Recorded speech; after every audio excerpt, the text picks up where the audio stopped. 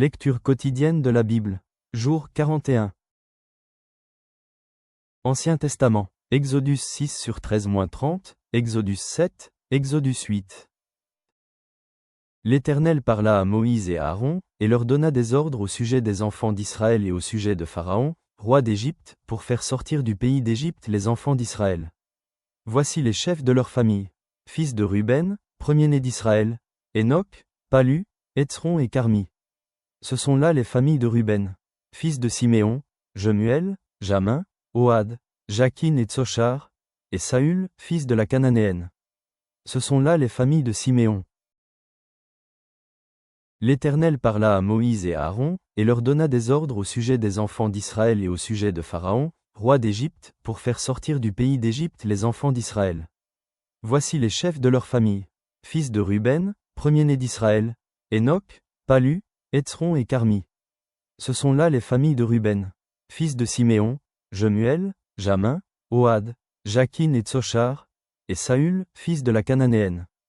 Ce sont là les familles de Siméon. Voici les noms des fils de Lévi, avec leur postérité, Gershon, Kéas et Merari. Les années de la vie de Lévi furent de 137 ans.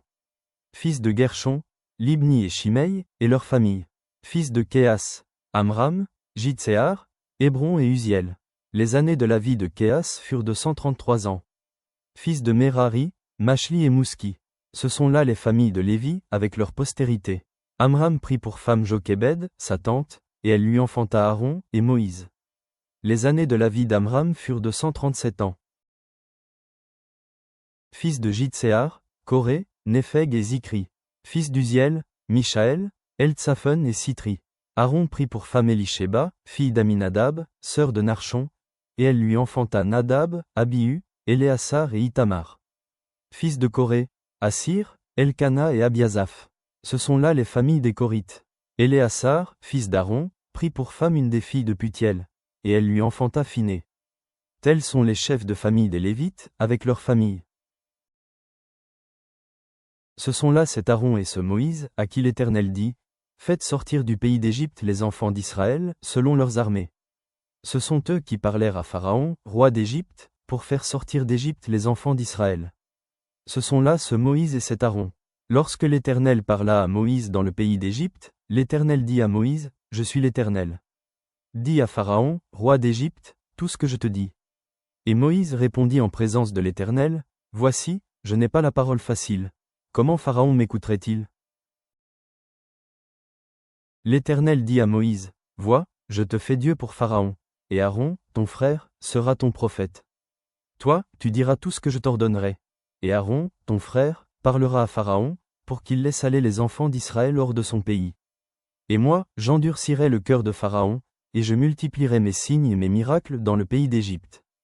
Pharaon ne vous écoutera point. Je mettrai ma main sur l'Égypte, et je ferai sortir du pays d'Égypte mes armées, mon peuple, les enfants d'Israël, par de grands jugements. Les Égyptiens connaîtront que je suis l'Éternel, lorsque j'étendrai ma main sur l'Égypte, et que je ferai sortir du milieu d'eux les enfants d'Israël. » Moïse et Aaron firent ce que l'Éternel leur avait ordonné, ils firent ainsi. Moïse était âgé de 80 ans, et Aaron de 83 ans, lorsqu'ils parlèrent à Pharaon. L'Éternel dit à Moïse et à Aaron, « Si Pharaon vous parle, et vous dit, faites un miracle.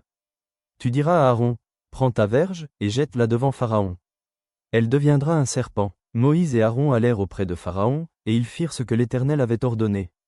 Aaron jeta sa verge devant Pharaon et devant ses serviteurs, et elle devint un serpent. Mais Pharaon appela des sages et des enchanteurs, et les magiciens d'Égypte, eux aussi, en firent autant par leurs enchantements. Ils jetèrent tous leurs verges, et elles devinrent des serpents. Et la verge d'Aaron engloutit leurs verges. Le cœur de Pharaon s'endurcit, et il n'écouta point Moïse et Aaron selon ce que l'Éternel avait dit. L'Éternel dit à Moïse, « Pharaon a le cœur endurci, il refuse de laisser aller le peuple. Va vers Pharaon dès le matin.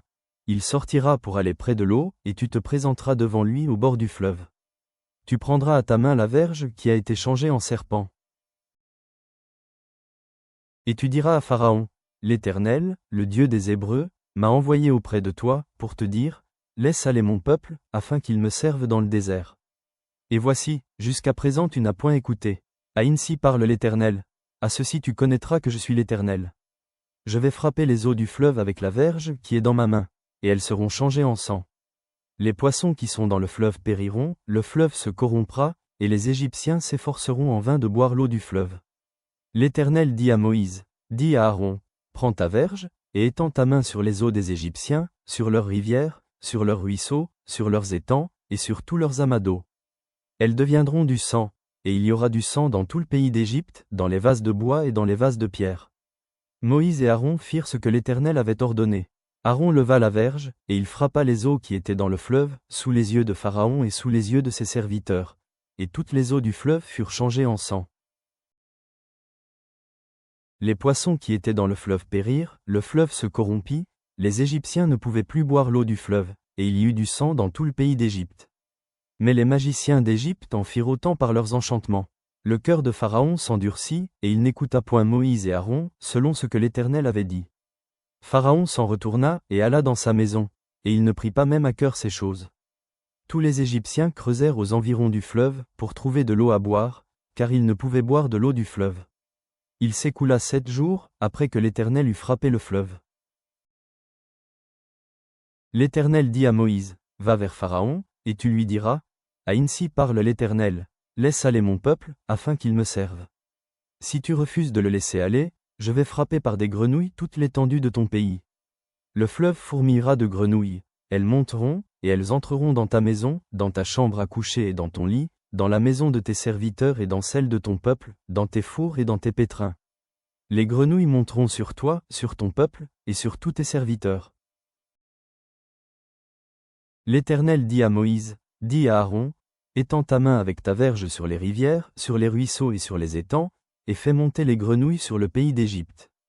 Aaron étendit sa main sur les eaux de l'Égypte, et les grenouilles montèrent et couvrirent le pays d'Égypte.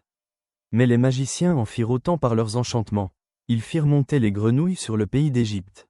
Pharaon appela Moïse et Aaron, et dit, priez l'Éternel, afin qu'il éloigne les grenouilles de moi et de mon peuple, et je laisserai aller le peuple, pour qu'il offre des sacrifices à l'Éternel. Moïse dit à Pharaon, glorifie-toi sur moi. Pour quand prierai-je l'Éternel en ta faveur, en faveur de tes serviteurs et de ton peuple, afin qu'il retire les grenouilles loin de toi et de tes maisons? Il n'en restera que dans le fleuve. Il répondit, pour demain. Et Moïse dit, il en sera ainsi, afin que tu saches que nul n'est semblable à l'Éternel, notre Dieu. Les grenouilles s'éloigneront de toi et de tes maisons, de tes serviteurs et de ton peuple. Il n'en restera que dans le fleuve. Moïse et Aaron sortirent de chez Pharaon. Et Moïse cria à l'Éternel au sujet des grenouilles dont il avait frappé Pharaon. L'Éternel fit ce que demandait Moïse, et les grenouilles périrent dans les maisons, dans les cours et dans les champs. On les entassa par monceaux, et le pays fut infecté. Pharaon, voyant qu'il y avait du relâche, endurcit son cœur, et il n'écouta point Moïse et Aaron, selon ce que l'Éternel avait dit. L'Éternel dit à Moïse, dis à Aaron, étends ta verge, et frappe la poussière de la terre. Elle se changera en poux, dans tout le pays d'Égypte. Ils firent ainsi. Aaron étendit sa main, avec sa verge, et il frappa la poussière de la terre, et elle fut changée en poux sur les hommes et sur les animaux. Toute la poussière de la terre fut changée en poux, dans tout le pays d'Égypte. Les magiciens employèrent leurs enchantements pour produire les poux, mais ils ne purent pas. Les poux étaient sur les hommes et sur les animaux. Et les magiciens dirent à Pharaon, c'est le doigt de Dieu. Le cœur de Pharaon s'endurcit, et il n'écouta point Moïse et Aaron, selon ce que l'Éternel avait dit. L'Éternel dit à Moïse, lève-toi de bon matin, et présente-toi devant Pharaon. Il sortira pour aller près de l'eau. Tu lui diras, ainsi parle l'Éternel. Laisse aller mon peuple, afin qu'il me serve. Si tu ne laisses pas aller mon peuple, je vais envoyer les mouches venimeuses contre toi, contre tes serviteurs, contre ton peuple et contre tes maisons. Les maisons des Égyptiens seront remplies de mouches, et le sol en sera couvert. Mais, en ce jour-là, je distinguerai le pays de Gozan où habite mon peuple, et là il n'y aura point de mouches, afin que tu saches que moi, l'Éternel, je suis au milieu de ce pays. J'établirai une distinction entre mon peuple et ton peuple. Ce signe sera pour demain. L'Éternel fit ainsi. Il vint une quantité de mouches venimeuses dans la maison de Pharaon et de ses serviteurs, et tout le pays d'Égypte fut dévasté par les mouches. Pharaon appela Moïse et Aaron et dit, allez, offrez des sacrifices à votre Dieu dans le pays. Moïse répondit, il n'est point convenable de faire ainsi. car nous offririons à l'Éternel, notre Dieu, des sacrifices qui sont en abomination aux Égyptiens. Et si nous offrons, sous leurs yeux, des sacrifices qui sont en abomination aux Égyptiens, ne nous lapideront-ils pas? Nous ferons 3 journées de marche dans le désert, et nous offrirons des sacrifices à l'Éternel, notre Dieu, selon ce qu'il nous dira.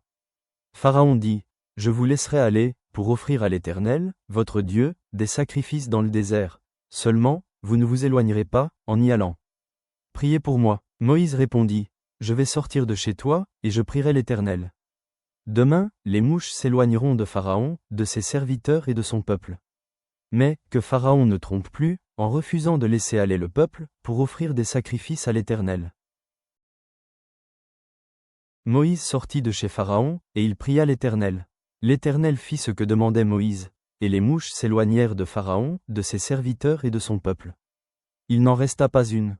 Mais Pharaon, cette fois encore, endurcit son cœur, et il ne laissa point aller le peuple. Nouveau Testament, Matthieu 26 sur 47-68.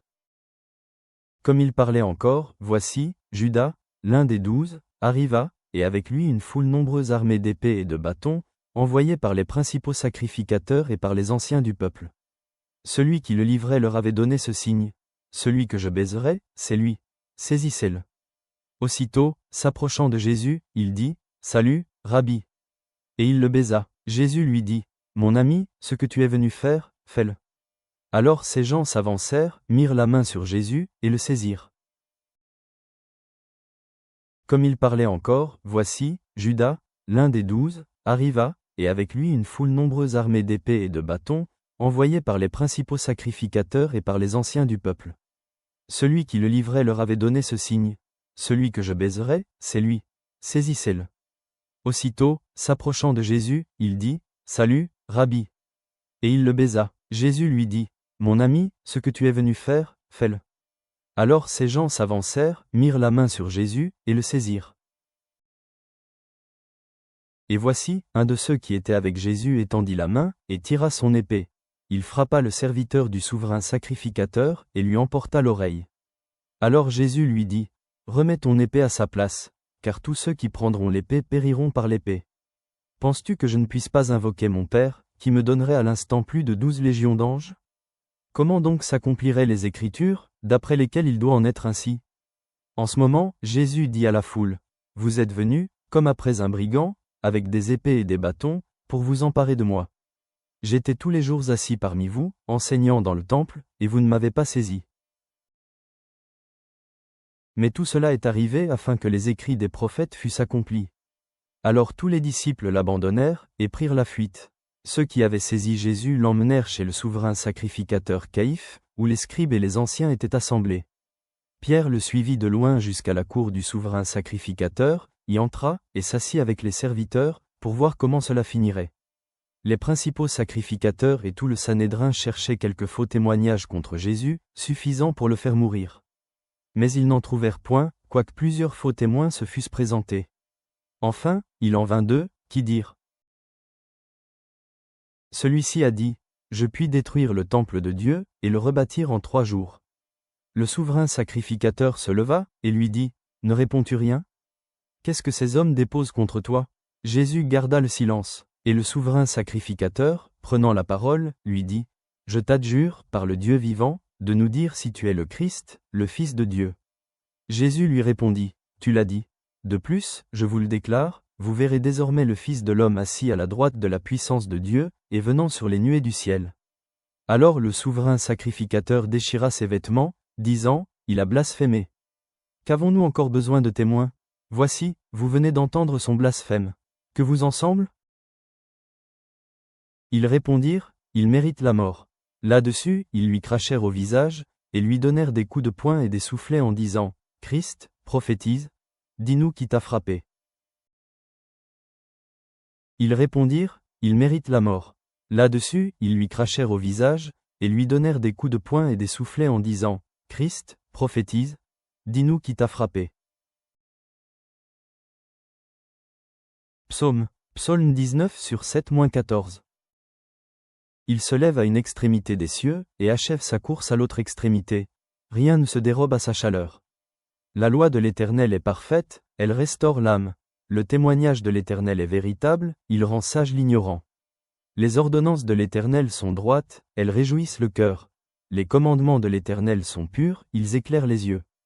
La crainte de l'Éternel est pure, elle subsiste à toujours. Les jugements de l'Éternel sont vrais, ils sont tous justes. Il se lève à une extrémité des cieux, et achève sa course à l'autre extrémité. Rien ne se dérobe à sa chaleur. La loi de l'Éternel est parfaite, elle restaure l'âme. Le témoignage de l'Éternel est véritable, il rend sage l'ignorant. Les ordonnances de l'Éternel sont droites, elles réjouissent le cœur. Les commandements de l'Éternel sont purs, ils éclairent les yeux. La crainte de l'Éternel est pure, elle subsiste à toujours. Les jugements de l'Éternel sont vrais, ils sont tous justes. Ils sont plus précieux que l'or, que beaucoup d'or fin. Ils sont plus doux que le miel, que celui qui coule des rayons. Ton serviteur aussi en reçoit instruction. Pour qui les observe, la récompense est grande. Qui connaît ses égarements? Pardonne-moi ce que j'ignore. Préserve aussi ton serviteur des orgueilleux, qu'il ne domine point sur moi. Alors je serai intègre, innocent de grands péchés. Ils sont plus précieux que l'or, que beaucoup d'or fin. Ils sont plus doux que le miel, que celui qui coule des rayons. Ton serviteur aussi en reçoit instruction. Pour qui les observe, la récompense est grande. Qui connaît ses égarements? Pardonne-moi ce que j'ignore. Préserve aussi ton serviteur des orgueilleux, qu'il ne domine point sur moi. Alors je serai intègre, innocent de grands péchés. Dieu de grâce, tu vois notre errance et notre besoin d'un berger pour nous ramener sur le droit chemin. En méditant sur la mort de Jean-Baptiste et sur la compassion de Jésus pour les foules, touche nos cœurs de cette même compassion. Aide-nous à reconnaître que tu es plus que capable de répondre à tous nos besoins et de multiplier nos modestes offrandes pour ta gloire. Permets-nous de nous nourrir du pain de vie et de ne plus jamais avoir faim, trouvant notre pleine satisfaction en Christ seul. Au nom de Jésus, Amen.